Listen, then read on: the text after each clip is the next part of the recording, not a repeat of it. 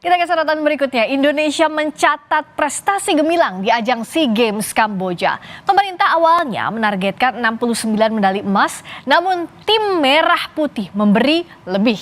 Indonesia berhasil meraih 87 medali emas, 80 perak, dan 109 medali perunggu dengan total 276 medali di SEA Games 2023. Indonesia pun menduduki peringkat 3 di bawah Vietnam dan Thailand. Sejumlah cabang olahraga memberikan kejutan dengan menyumbang medali emas. Timnas sepak bola berhasil meraih medali emas setelah 32 tahun. Ada pula bola basket putri, hoki indoor, dan kriket putri menyumbang medali emas pertama. Sementara tenis bergu putri kembali meraih medali emas setelah 18 tahun. Lalu seperti apa pengalaman para atlet meraih prestasi emas di SEA Games 2023? Kita akan membahasnya usai tayangan berikut ini.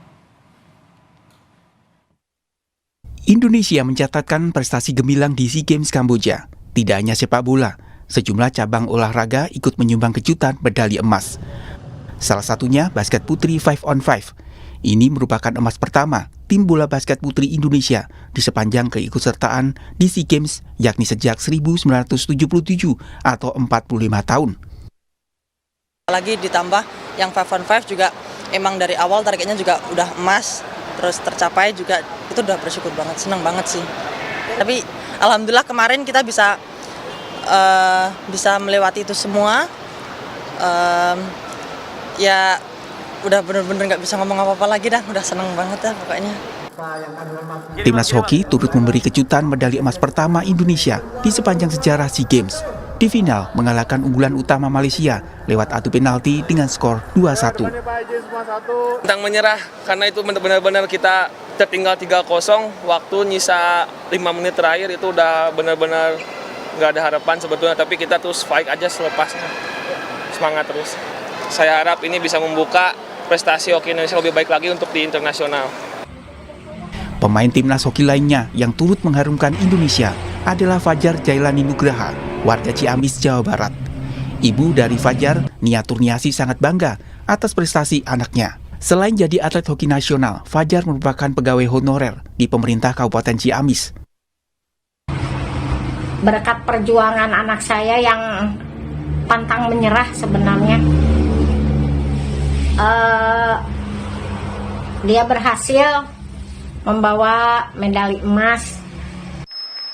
Timnas kriket juga mencetak sejarah dengan meraih medali emas pertama. Salah satu atlet kriket, Andriani, warga Karawang, Jawa Barat, menyebut prestasi di SEA Games Kamboja tidak mudah diraih. Terkait prestasi ini, Polres Karawang menawari Andriani menjadi anggota polisi. Alhamdulillah saya sangat bersyukur banget bisa dapat meraih medali emas, dan saya ingin ucapin banyak banget terima kasih kepada orang PKI Pusat, para pelatih, dan tentunya rekan-rekan satu tim kriket Indonesia. Saya bersyukur banget lah bisa ditawarkan jadi anggota Polri. Itu salah satu keinginan saya juga dari kecil. Selain basket putri, hoki, dan kriket, cabang olahraga lain yang menjadi kejutan di SEA Games Kamboja adalah tenis bergu putri setelah 18 tahun. Selain itu tentunya sepak bola yang meraih kembali medali emas usai penantian 32 tahun. Ditarget Presiden Joko Widodo meraih 69 medali emas, tim merah putih berhasil memberi lebih.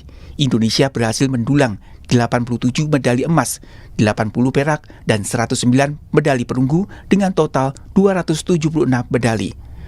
Dengan raihan ini, Indonesia menduduki peringkat 3 di bawah Vietnam dan Thailand. Atas prestasi membanggakan ini, Presiden Joko Widodo berjanji akan memberikan bonus bagi atlet peraih medali. Ya, nanti diberi bonus. Apa bonusnya? Ya, nanti baru ini ke Jepang dulu, nanti bonusnya baru dihitung. Terima kasih Pak Presiden. Terima kasih Pak. Selamat ya.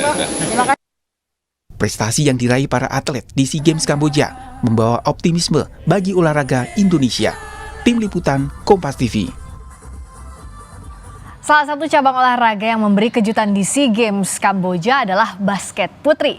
Timnas basket putri menyabet medali emas pertama di sepanjang keikutsertaan di SEA Games. Lalu seperti apa perjuangan atlet basket putri dalam meraih prestasi membanggakan itu? Kita akan berbincang langsung dengan atlet Timnas basket putri, Diah Lestari. Selamat malam Mbak Diah. Ya, selamat malam juga Kakak.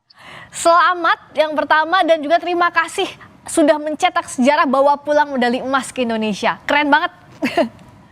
Terima kasih Kakak. Dia gimana dong ceritanya Indonesia kan bisa menumbangkan 6 negara di SEA Games Kamboja termasuk juara bertahan Filipina. Perjalanannya seperti apa? Perjuangan dari awalnya seperti apa dia dan juga tim basket putri? Mungkin waktu yang SEA Games tahun lalu kita juga udah kerja keras juga, mungkin memang belum rezekinya ya kan. Terus untuk yang target yang kemarin SEA Games Vietnam memang kita targetnya emang harus emas karena saya sendiri dan tim juga kayak udah yakin kalau kita tuh bisa emas gitu loh. Karena kita punya skill bagus, kita punya akurasi yang bagus, kita tim basket yang mempunyai chemistry juga yang bagus gitu loh. Ya. Jadi ya dari awal optimis dapat emas dan iya, betul. alhamdulillah akhirnya terwujud. Nah tapi gimana perjuangan yang lebih beratnya lagi karena kan sampai saat ini Liga Basket Putri masih vakum ya dia. Nah bagaimana supportnya dari pemerintah dan juga dari tim teman-teman begitu di tengah Liga Basket Putri yang vakum tapi untuk berjuang ke SEA Games?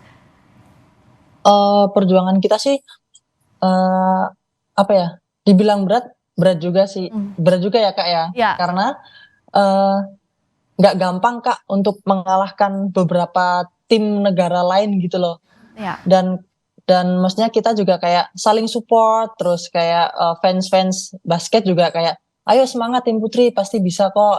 Maksudnya kami sebagai warga Indonesia juga pasti akan mendukung tim putri gitu. Nggak cuma yang tim putranya aja yang didukung, tapi tim putri juga. Oke. Nah itu berapa lama persiapannya sebelum SEA Games dia? Persiapannya kurang lebih 9 atau 10 bulan. Oke, 9-10 bulan dan sudah terbentuk tim itu dari awal ya untuk ke SEA Iya, Games? betul sekali. Apa sih yang jadi kesulitan utama dari mulai latihan termasuk juga saat tanding di SEA Games? Yang sulit itu mungkin mental ya Kak ya. Mentalnya ya, tapi semakin kesini Coach Shofi sebagai pelatih kayak selalu mengingatkan nggak usah takut salah karena justru kalau misalnya kalian takut salah mental nggak bakalan jadi gitu. Jadi kita harus kayak berani, nggak usah takut salah pokoknya. Oke, membentuk mentalnya gimana dari coach sendiri? Apalagi yang dihadapi nggak main-main nih, juara bertahan Filipina misalnya. Nah itu gimana ngedrillnya?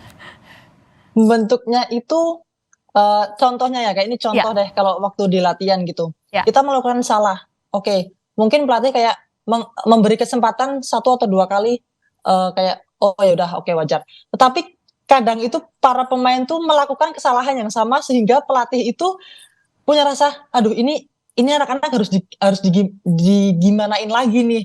Harus disuruh dihukum di lari atau apa kan juga pelatih juga bingung. Makanya itu kayak anak-anak juga kayak sepakat, ayolah nggak usah takut salah.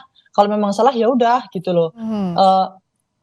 Nggak apa-apa kalian salah di latihan, tapi nanti waktu tanding kita bisa lebih baik, bisa lebih bener lah gitulah.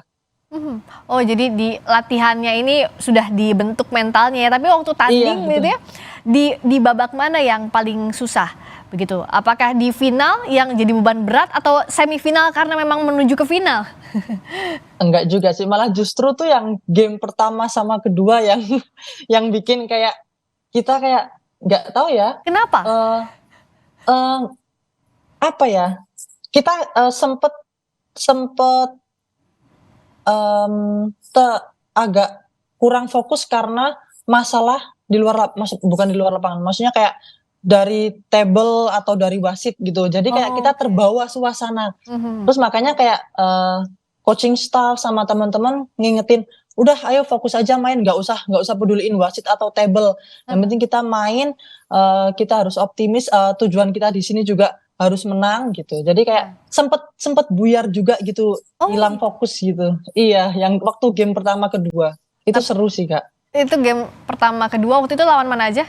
Satu, kedua itu? Yang pertama lawan Vietnam, yang kedua lawan Thailand. Iya, dan nggak main-main lawannya, tapi bisa saling mengingatkan. Dan Iya, betul. satu tim putri bisa akhirnya keluar, tidak hanya lolos game 1-2, tapi bahkan final bawa pulang medali. Semuanya, iya alhamdulillah. Alhamdulillah. Nah, saat tanding di SEA Games, sebenarnya apa yang bisa menguatkan dia, terutama apakah support dari keluarga atau teman-teman tim sangat solid, termasuk pelatih dan official? Iya, kita saling percaya sih Kak. Iya, kita saling percaya, terus kayak nggak ada, biasanya kan kadang kan kalau ada beberapa pemain yang kayak mau ngomong ini mau ngomong itu kan kayak nggak enakan gitu kan. Cuma kalau kita di sini kan juga kayak ini tuh kita udah seperti keluarga sendiri, jadi udah nggak ada yang namanya nggak enakan. Kalau memang semisal kalau saya salah ya pasti saya akan ditegur gitu loh. Terus lah kalau dukungan orang tua juga pasti, dukungan fans basket putri semuanya warga Indonesia juga itu pasti sih bikin kita kayak lebih semangat lagi gitu. Iya, luar biasa supportnya, apalagi warganet pas tahu nih, wah melaju ke final aja udah luar biasa, apalagi dapat medali emas, wah dukungannya semakin besar lagi.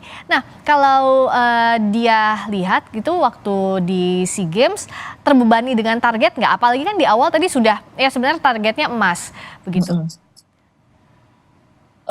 Kalau dibilang beban, kalau saya sendiri sama anak sebenarnya nggak ada beban sih, karena kita udah mikir nggak usah ada beban, nggak usah terlalu tertekan, karena kita harus mainnya kayak enjoy aja gitu, kayak seperti kita latihan deh sama aja gitu. Sebenarnya kan kalau tanding atau scrimmage itu sama kayak latihan, jadi kayak tinggal diri kita sendiri aja gimana ngejalaninya gitu. Kalau dia sendiri dan tim melihat peta persaingan basket putri di ASEAN tuh sebenarnya kita udah bisa bersaing atau belum sih? Kalau dengan lihat bukan cuma secara skill ya Kak ya, cuma karena dengan chemistry kita, terus dengan kerja keras kita sih, saya yakin bisa sih Kak. Yakin? Kita bisa ya sebenarnya, dan punya skill yang bagus juga. Nah, kalau target kedepannya apa sih dari dia, kejuaraan apa yang dinantikan begitu bersama tim putri? Kalau target buat nextnya ada FIBA, untuk FIBA, terus ada Asian Games juga kan untuk tahun ini.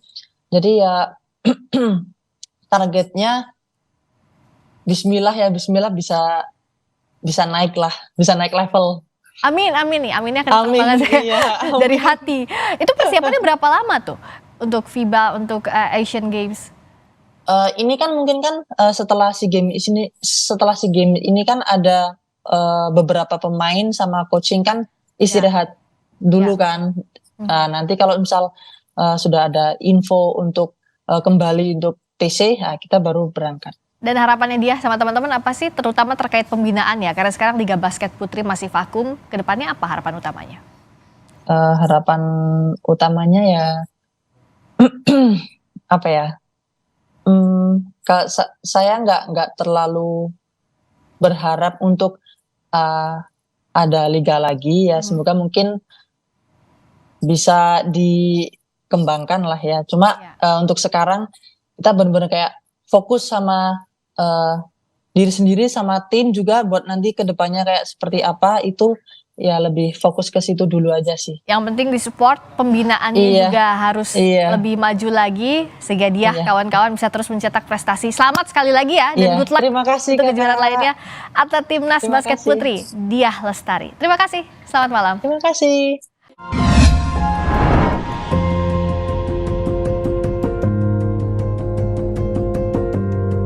Kompas TV, Rumah Pemilu.